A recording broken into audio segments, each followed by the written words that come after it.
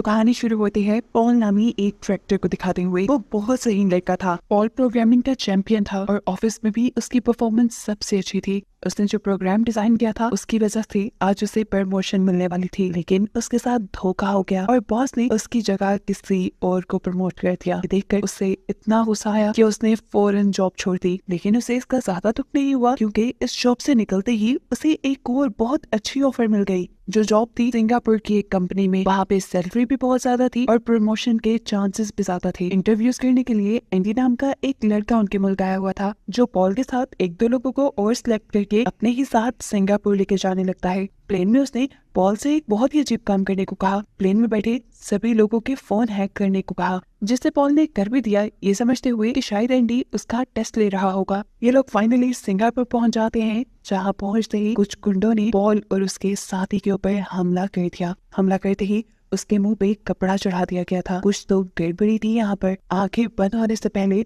उसने इन गुंडों के साथ एंडी को भी देखा था और उसी लम्हे वो समझ गया था कि जिस जॉब की लालच में वो यहाँ तक पहुँच गया है वो जॉब जरूर एक स्कैम है। खैर, जब पॉल और उसके साथी की आंख खुली तो वो एक दूसरे मुल्क में थे। इस नए मुल्क में ये लोग एक अजीब सी फैक्ट्री के पास आकर रुके थे, जहाँ पर इन्हें मिलता है बेन, गैम्बलिंग इंडस्ट्री का सबसे बड़ा गैंगस्टर। वो इन्हें यहाँ बताता है कि तुम आज से हमारे साथ काम करोगे और अगर नहीं करोगे तो अपना हशर खुद ही देख लेना। पॉल इस बात से बुरी तरह डर चुका था। उसे अब फैक्ट्री के अंदर लेकर आया गया, जहाँ पर सभी लोग कंप्यूटर पे बैठे काम कर रहे थे। सबके मुंह से लग रहा था कि ये काम उनसे जबरदस्ती करवाया जा रहा है और जो ये काम नहीं करता था उसे टीजर गन से टॉर्चर भी किया जाता था। यहाँ पर मौजूद सभी लोग गैम्बलिंग एप्स बना रहे थे। इसके बाद इन सबको सेकंड फ्लोर पर लेकर जाया जाता है, जहाँ पर बड़े बड़े सॉफ्टवेयर इंजीनियर्स काम करते थे, जिनको प्रोग्रामिंग और डेटा माइनिंग बहुत अच्छे से आती थी। और मजेदार की बात ये थी कि यहाँ पे मौजूद लोगों को सैलरी भी पे की जाती थी, वो भी निचले फ्लोर के लोगों से ज्यादा। इसके बाद पॉल और उन सभी लोगों को बेन तीसरे फ्लोर पर लेकर जाता है, जहाँ पे बहुत सारी खूबसूरत लड़कियां थी और ये काम करती थी लड़कों को गैम्बलिंग के जाल में फंसाने का। इन लड़कियों से भी ये सारा काम जरूर जबरदस्ती ही करवाया जा रहा होगा। और ये बात जान के पॉल अंदर तक टूट गया, क्योंकि उसके सारे ख्वाब चकनाचूर हो गए थे। वो जिस उम्मीद से आया था कि उसका करियर सेट हो जाएगा, सब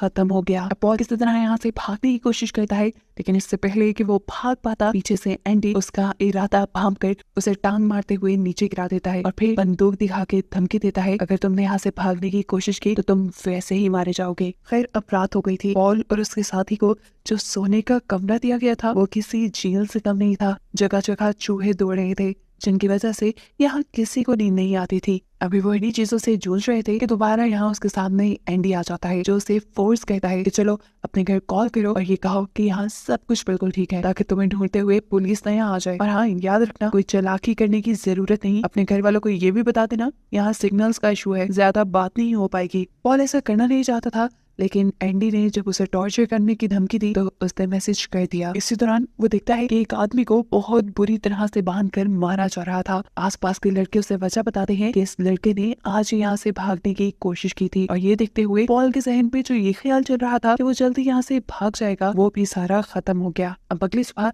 जब ये लोग काम पे आते हैं तो एंडी यहाँ पर पॉल को एक बहुत बड़ा स्कैम करने को कहता है। पॉल ये नहीं कर सकता था, उसने मना कर दिया और उसके मना करते ही यहाँ एंडी के लोगों ने उसे बुरी तरह पीटना शुरू कर दिया। उसकी चीखें सुनता हुआ यहाँ बेन आया, इन सबका बॉस। उसने सभी को रोका और कहा, अरे अरे रुको, इसे मारने की जरूरत नहीं, ये तो बिना मारे ही हमारा सारा काम करेगा। अब पॉल यहाँ पे उनकी गैम्बलिंग वेबसाइट के लिए एक एड डिजाइन करता है। उसने इनका काम तो कर दिया था, लेकिन यहाँ रहना उसे गवारा नहीं था। उसके जहन में एक आइडिया आया और वो हेल्प वाली एक शीट बनाकर पहुंच गया वॉशरूम में। उसकी उम्मीद के मुताबिक यहाँ उसे एक विंडो दिख भी गई, जहाँ से लेटर बाहर फेंकने पर उसे कोई ना कोई मदद तो मिल जाती। लेकिन अफसोस कि यहाँ की विंडो सील्ड थी और जिस सीट के ऊपर चढ़कर वो इस हेल्प वाले पेज को बाहर फेंकना चाह रहा था, वो सीट पे टूट गई। शोर सुनकर यहाँ से एक लड़की बाहर निकली, जिसे देखते ही पॉल घबरा गया। वो लड़की जबरदस्ती पॉल के हाथ से उसकी चिट्ठी ले लेती है, जिसमें उसने हेल्प मी का मैसेज लिखा हुआ था। और ये देखते ही पॉल घबरा गया। सीन कट होता है और हमें फ्लैशबैक में इस लड़की की कहानी पता चलती है। ये लड़की,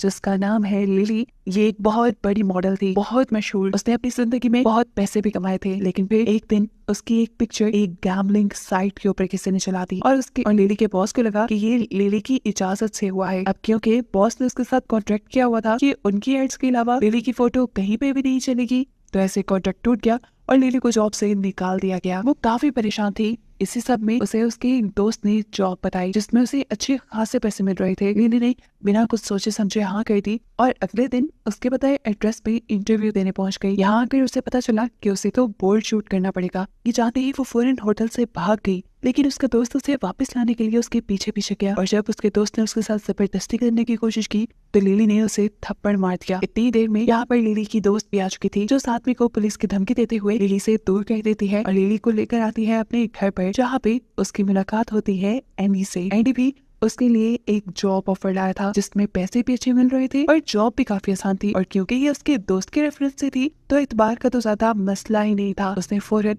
इस जॉब के लिए हाँ कर ली और फिर एंडी लिली जैसे ही कई मॉडल्स को लेकर इस गांव में आया, जहाँ आते ही इनसे इनके मोबाइल, पासपोर्ट और पैसे सब कुछ छीन लिया गया। और तब लिली को ये पता चला कि उसके साथ एक बहुत बड़ा स्कैम हो चुका है। यहाँ लाकर उन्हें जॉब दी गई कि वो लड़कों को गैम्बलिंग में यानी जुए में फंसाएंगी। लिली भी पॉल की तरह ये काम नहीं करना चाहती थी, लेकिन उसे भी सेम धमकी दी गई कि अगर उसने ये काम ना किया तो उसे मार दिया जाएगा। ना चाहते हुए भी लिली को ये जॉब करनी पड़ी। सीन्स दोबारा प्रेजेंट में शिफ्ट होते हैं और हमें दिखाया जाता है कि लिली और पॉल बात कर रहे थे। बात करते हुए पॉल को भी समझ आ गया कि लिली जबरदस्ती यहाँ पे है और यहाँ से भागना चाहती है। यहाँ इन दोनों के दरमियान में कुछ बातें होना शुरू हो गई और एकदम से कोई जोर जोर से दरवाजा नॉक करने लगा। ये एंडी ही था जो काफी देर से लिली को उसके टेबल पे ना देखते हुए उसे यहाँ से लेने आया था। उसके बारे में जानते ही ये दोनों घबरा जाते हैं। पॉल तो फौरन वॉशरूम में जाके अपनी चिट को खुद ही खा लेता है, जबकि एंडी डरते हुए वॉशरूम का दरवाजा खोलती है और एंडी उसे टॉर्चर करने लगता है। तब वो उसे बताती है मेरी तबीयत ठीक नहीं थी, इसी वजह से मैं वॉशरूम में आई थी। एंडी जो काफी बेरहम था, न जाने क्यों उसे इस मर्तबा लिली की बातों पे एतबार हुआ और वो लिली को छोड़ गया। लेकिन वो जानता था कि लिली के साथ अंदर वॉशरूम में कोई था जिसके साथ वो बातें कर रही थी। उसे ढूंढने के लिए उसने वॉशरूम के दरवाजे तोड़ दिए और वहाँ उसे मिला पॉल, जिसको खूब टॉर्चर करने के बाद भी एंडी ये पता न चला पाया कि पॉल कोई सीक्रेट छुपा रहा है। अब सीन कट होता है और हमें मूवी में एक नए कैरेक्टर जॉर्ज से मिलवाया जाता है। उसे आज लिली का मैसेज मिला है। लिली का मैसेज यानी एक गैम्बलिंग ऐप का मैसेज, जिस मैसेज को देखते ही वो लालच में डूब गया और उसने गैम्बलिंग में यानी जुए में पैसा इन्वेस्ट करने का फैसला किया। गेमिंग्स में तो उसे पहले से ही बहुत इंटरेस्ट था और उसका दिमाग भी बहुत चलता था। उसने लिली के साथ पहली गेम खेली और हैरानकुन तौर पर वो ये गेम जीत भी गया और उसे बहुत सारे पैसे मिल गए। पैसे लेकर वो इतना खुश था जैसे उसे पूरी दुनिया मिल गई हो। अगले दिन वो कॉलेज के भी लोगों को ये बात बताता है कि कैसे उसने गेमिंग से इतने सारे पैसे कमा लिए और अब उसने फैसला किया कि वो दोबारा गेमिंग में पैसा लगाएगा। उसने गैम्बलिंग से जीते हुए पैसों से अपनी गर्लफ्रेंड के लिए एक गिफ्ट भी ऑर्डर कर दिया था, जिसके बाद उसे दोबारा लिली का मैसेज आया और वो लिली के साथ गेम खेलने के लिए बैठ गया। इस मर्तबा उसकी किस्मत ने बिल्कुल उसका साथ नहीं दिया और वो बुरी तरह हार गया। हारने पे उसे बहुत अफसोस हुआ था क्योंकि अब उसके पास तो अपनी गर्लफ्रेंड की गिफ्ट के पैसे भी नहीं रहे थे। ये सारी परेशानी लिए वो लिली को कॉल करता है। तब लिली उसे हौसला देती है, अरे तो क्या हुआ, तुम एक मर्तबा हारे, तुम दोबारा अपनी किस्मत आजमाना, देखना तुम जीत जाओगे। लिली से बात करने के बाद जॉर्ज ने फैसला कर ही लिया था कि वो एक और मर्तबा जरूर गेम खेलेगा। अब अगले दिन वो कॉलेज भी अपनी गर्लफ्रेंड के साथ था, तभी उसे लिली का मैसेज आ गया गेम ऑन होने का। मोबाइल की चार्जिंग बिलो थी। वो पूरी लाइब्रेरी में पागलों की तरह घुमा और मोबाइल को किसी के चार्जर के साथ अटैच करते हुए उसने अपनी गेम शुरू कर दी। अब इस मर्तबा भी जॉर्ज की किस्मत काम कर जाती है या ये भी लिली का एक प्लान था जॉर्ज को बार बार गेम में हिस्सा दिलाने का, कि इस मर्तबा जॉर्ज दोबारा गैम्बलिंग में जीत गया और उसे लाखों रुपए मिले। इससे तो वो बहुत ज्यादा खुश था। अगले दिन जब वो ऑफिस में था तो उसे दोबारा लिली का मैसेज आ गया। इस मर्तबा लिली ने उसे एक लॉटरी टिकट खरीदने को कहा और उसने फौरन खरीद भी लिया। लॉटरी टिकट उसने बहुत महंगी खरीदी थी जिसका इनाम भी बहुत बड़ा था, लेकिन बदकिस्मती से वो हार गया और उसके अकाउंट में जितना भी बैंक बैलेंस था सब उड़ गया। लेकिन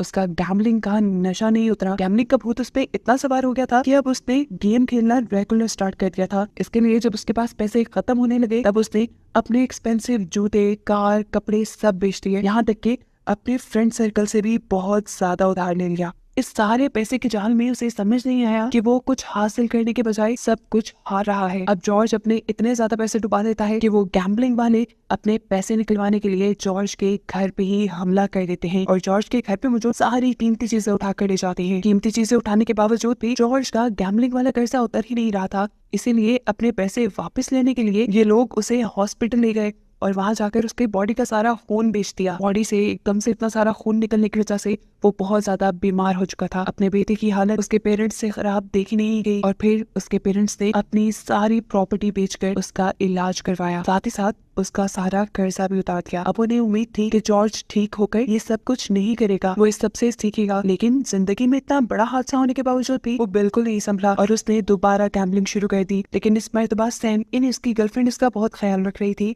और इस मर्तबा जब जॉर्ज ने बेट लगाई तो हैरान कुन तौर पे वो जीत भी गया पूरे 1 करोड़। इससे पहले कि वो खुश हो जाता, उसे उसकी गर्लफ्रेंड से पता चलता है कि वो उसकी बेट को पहले ही कैंसिल कर चुकी थी और ये जान के उसे बहुत ज्यादा गुस्सा आया। अब जॉर्ज जो गैम्बलिंग के लिए पागल हो चुका था, उसे किसी तरह तो पैसे चाहिए थे, इसलिए उसने अपनी ग्रैंड माँ का सारा गोल्ड भी बेच दिया, घर की सारी कीमती चीजें बेच दी। और तब भी जब उसका दिल नहीं भरा तो उसने अपनी मॉम को ब्लैकमेल करते हुए उनसे उनके क्रेडिट कार्ड का, उनके लॉकर का, हर जगह का पासवर्ड लेकर वो सारे पैसे भी गवा दिए और बाद में अपना घर भी गिरवी रख दिया और सारे के सारे पैसे गैम्बलिंग में लगा दिए। लेकिन कोई फायदा नहीं, क्योंकि अब वो कोई बेट जीत नहीं पा रहा था। असल में ये सारा एक स्कैम था। पहले गैम्बलिंग वाले खुद लोगों को जितवा कर उन्हें पैसे देकर उन्हें गैम्बलिंग का चस्का लगवाते थे और बाद में जब वो लोग पूरी तरह गैम्बलिंग में पागल हो जाते थे तो उनका सारा पैसा बटोर लेते थे। और जब ये चीज खुद जॉर्ज को समझ आई तब तक बहुत देर हो चुकी थी। उसके पास से उसका घर तक जा चुका था, उसके पेरेंट्स की सारी चीजें भी। वो सब लोग सड़क पे आ गए थे और ये जानकर उसे बहुत बड़ा सदमा लगता है। उसकी गर्लफ्रेंड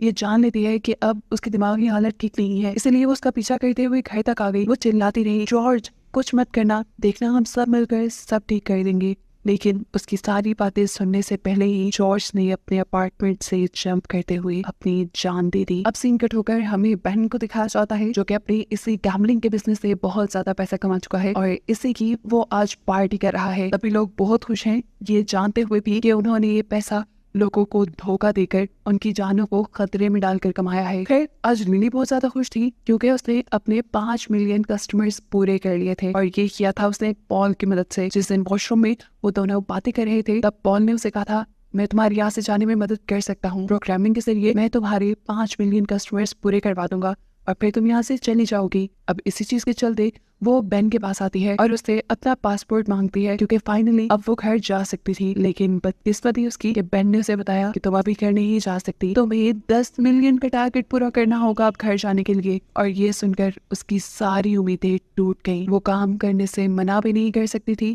क्योंकि इसका अंजाम भी उसे पता था। यहाँ पर अब बेन पॉल से भी बहुत खुश था क्योंकि उसने यहाँ के सारे सिस्टम को इतना हाईटेक कर दिया था कि अब बेन को गैम्बलिंग के लिए दूसरे वर्कर्स की जरूरत नहीं रही थी। उसका सारा काम ऑटोमेटेड हो गया था कंप्यूटर्स के जरिए। इसी वजह से वो पॉल से बहुत ज्यादा खुश था और वो पॉल से कहता है, बताओ तुम्हें क्या चाहिए। और पॉल यहाँ अपने बारे में कुछ सोचने की बजाय यहाँ के सभी वर्कर्स की छुट्टी मांगता है। सब पॉल के इस फैसले से बहुत खुश थे, काफी देर से बात कर जा रहे थे, एक्साइटमेंट बहुत ज्यादा थी। जाते हुए एक लड़का पॉल से मिलकर भी जाता है जिसके हाथ में पॉल ने सीक्रेटली एक नोट दे दिया। इस नोट के अंदर बहुत कुछ लिखा हुआ था। असल में ये पुलिस के लिए एक सिग्नल था और नोट पकड़ने वाला लड़का भी ये बात समझ गया। एयरपोर्ट तक इन सबको छोड़ने के लिए एंडी जा रहा था, लेकिन रास्ते में ही अब एंडी का मन किया सिगरेट पीने का। पैसे उसके पास नहीं थे, इसीलिए उसने सारे वर्कर से पैसे मांगना शुरू कर दिए। किसी के पास भी पैसे नहीं निकले सिवाय उस लड़के के जिसे पॉल ने नोट पकड़ाया हुआ था। एंडी जब उसकी सिगरेट लेने गया तो शॉपकीपर ने बताया, एक्सक्यूज मी सर,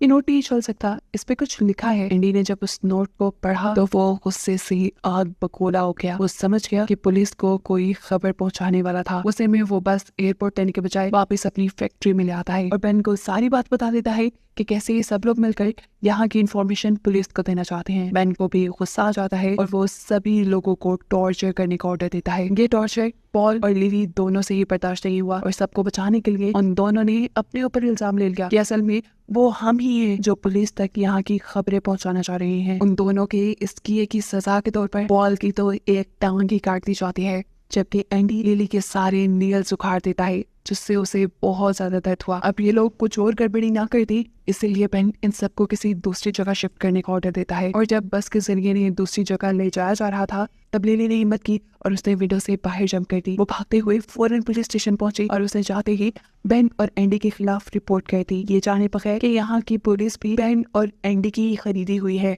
थोड़ी देर बाद एंडी लिली को लेने के लिए यहाँ पहुंच जाता है। उसके साथ जो आदमी थे वो अब लिली को टॉर्चर करने लगे थे और लिली इस सारे टॉर्चर की वीडियो बना रहा था। बहुत ज्यादा टॉर्चर करने के बाद लिली को एक बोरी में डालकर ये लोग पानी में फेंक देते हैं। इसके बाद एंडी के जब सभी लोग यहाँ से चले जाते हैं तो वो लिली को पानी से बाहर निकाल देता है और उसे उसका फोन और पासवर्ड वापस कर देता है। और यहाँ हमें मालूम हुआ कि एंडी सीक्रेटली लिली से प्यार करता था और वो लिली को वापस इसीलिए नहीं लेकर गया क्योंकि बेन उसके साथ बहुत बुरा सलूक करता। और बेन को यकीन दिलाने के लिए कि लिली मर गई है उसने ये सारा नाटक किया। लिली भी यहाँ उसका शुक्रिया करती है और फौरन एयरपोर्ट पे चली जाती है, जहाँ एयरपोर्ट पे उसे मिली अपनी ही दोस्त जो कि एयरपोर्ट सिक्योरिटी में जॉब करती थी। लिली ने घबराते हुए उसे सब बता दिया जो उसके साथ हुआ था और बेन की सारी गैम्बलिंग एजेंसी का भी राज फाश कर दिया। यहाँ उसे मालूम हुआ कि बेन की गैम्बलिंग की चैन इतनी बड़ी है कि उसे इतनी आसानी से पकड़ा नहीं जा सकता। इसलिए पुलिस ने भी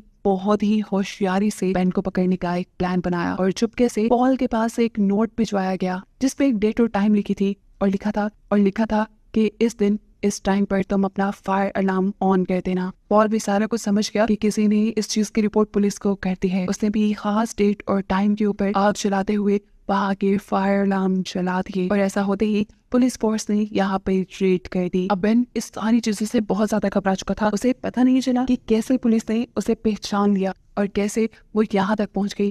थोड़ी देर बाद आखिर वो समझ गया कि उसे असल में किसी और ने नहीं बल्कि उसके अपने साथी एंडी ने धोखा दिया था। उसे में बेन एंडी को मारना चाहता था लेकिन वो ये नहीं कर पाया क्योंकि एंडी और उसका सालों का साथ था, वो भी भाइयों जैसा। इससे पहले कि वो कुछ और कहते पुलिस ने उनको भी देख लिया और आते ही बेन से उसका फोन मांगा। पुलिस जैसे बेन का फोन उठाने लगी तो एंडी घबरा गया। वो जानता था कि अब उसका दोस्त पकड़ा जाएगा, इसीलिए उसने पुलिस ऑफिसर पर गोली चला दी। ये सोचे समझे बगैर कि अब यहाँ पे पुलिस उनसे ज्यादा थी और उसकी इस एक गोली के जवाब में पुलिस ने उसे गोलियों से भून दिया और वो यहीं पर मारा गया। खैर इस सारे ऑपरेशन में बेन पकड़ा गया था और इस सारे ऑपरेशन के ठीक 1 साल बाद तक पुलिस गैम्बलर्स को पकड़ती रही और ऐसे पूरी दुनिया से काफी हद तक गैम्बलिंग कम हो गई। इस सब के काफी टाइम बाद हमें एक प्रेस कॉन्फ्रेंस दिखाई जाती है जहां हम पॉल से मिलते हैं जो अपना एक पांव खोने के बाद सब लोगों को गैम्बलिंग के खिलाफ अवेयरनेस दे रहा था। और इसी प्रेस कॉन्फ्रेंस में लिली भी थी, जो दोनों अभी तक अपने ऊपर गुजरा बुरा वक्त नहीं भूल पाए थे। इन दोनों को यहाँ इस प्रेस कॉन्फ्रेंस में दिखाते हुए ये कहानी यही खत्म हो जाती है, लेकिन इस बड़े सबक के साथ कि गैम्बलिंग आपके पैसे के साथ साथ आपकी जान को भी खतरे में डाल सकता है।